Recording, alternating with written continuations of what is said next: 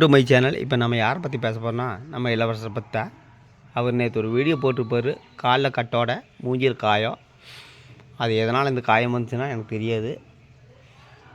அப்புறம் பார்த்திங்கன்னா ஒரு 5 நாளைக்கு முன்னாடி என் மூஞ்சில் காயம் என் குடும்பமே சேர்ந்து என்னை மொத்திருச்சு அப்படின்னு வீடியோ போட்டிருப்பார்.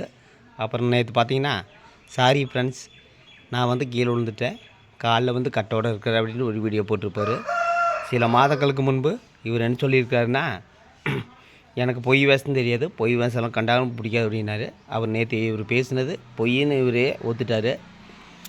அப்புறம் எதுக்காக இது வீடியோ போட்டுக்கிறேன்னா கண்டென்ட் தான். இவருக்கு வர்றது பூரா இலவச வருமானம் தான். இவருக்கு ஒரே ஒரு அட்வைஸ் கொடுக்குறேன், நீங்கள் குடித்தா பல விளைவுகளை நீங்கள் சந்திக்க வேண்டியது வரும். இன்றைக்கி பல குடும்பங்கள் குடியினால் பல குடும்பங்கள் நடுத்தருக்கு வந்திருக்குது.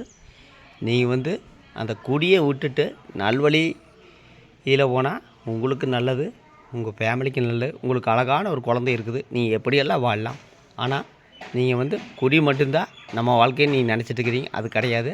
ரெண்டாவது பார்த்திங்கன்னா யூடியூப்பில் முழுக்க இலவச வருமானத்தை நீங்கள் நம்பிட்டு இருக்கிறீங்க. அதுவும் நிரந்தரம் கிடையாது.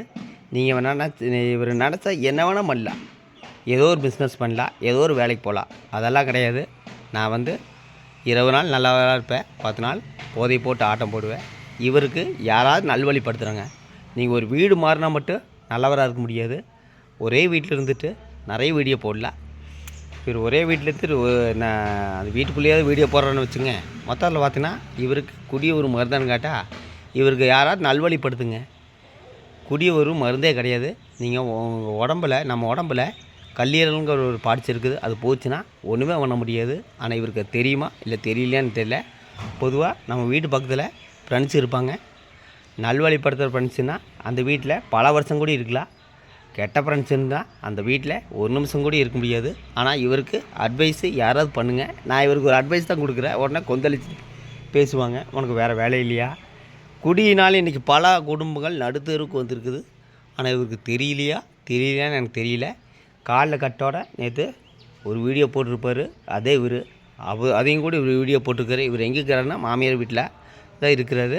ஒன்றும் தப்பில்லை, ஹெல்ப்பு யார் வேணால் பண்ணலாம். ஆனால் இனியாவது இவர் அந்த குடிபோதை விட்டுட்டு நல்வழியில் போனால் நல்லதுன்னு நான் நினைக்கிறேன். ஆனால் இவர் திருந்து வரான்னு கேட்டால் அது எனக்கு தெரியலை.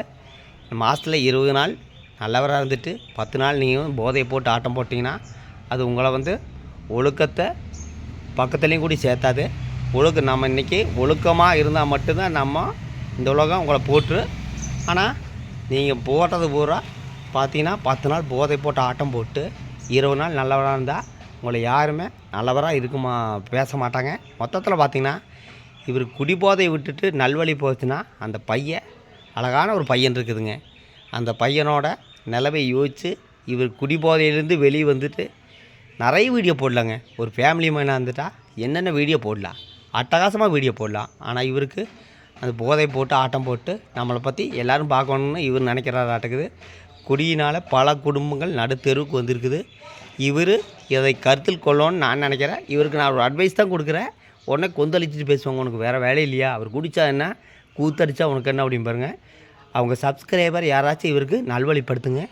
ஒரு சின்ன அட்வைஸ் தான் கொடுக்குறேன். அவர் கேட்குறதும் கேட்காமல் இருக்கிறதும் அது அவரோட இஷ்டம். மொத்தத்தில் குடியினால் பல குடும்பங்கள் நடுத்தெருவுக்கு வந்திருக்குது. இன்றைக்கி எத்தனையோ பேர் குடியினால் பல குடும்பங்களை இழந்துருக்குறாங்க. ஆனால் மொத்தத்தில் பார்த்திங்கன்னா இவர் கேட்பாரா இல்லை கேட்கலேன்னு எனக்கு தெரியல. காலில் கட்டோடக்கிறாரு, பரவாயில்லைங்க, ஆனதாகி போச்சு. இனியாவது குடிக்காமல் நல்ல திசையை நோக்கி நீங்கள் போனீங்கன்னா உங்கள் ஃபேமிலி உங்களை பாராட்டுவாங்க நான் நினைக்கிறேன். ஓகே, ஒரு சின்ன அப்டேட் தான் இது. கேட்காம இருக்கவும் அவரோட இஷ்டம். நன்றி, வணக்கம்.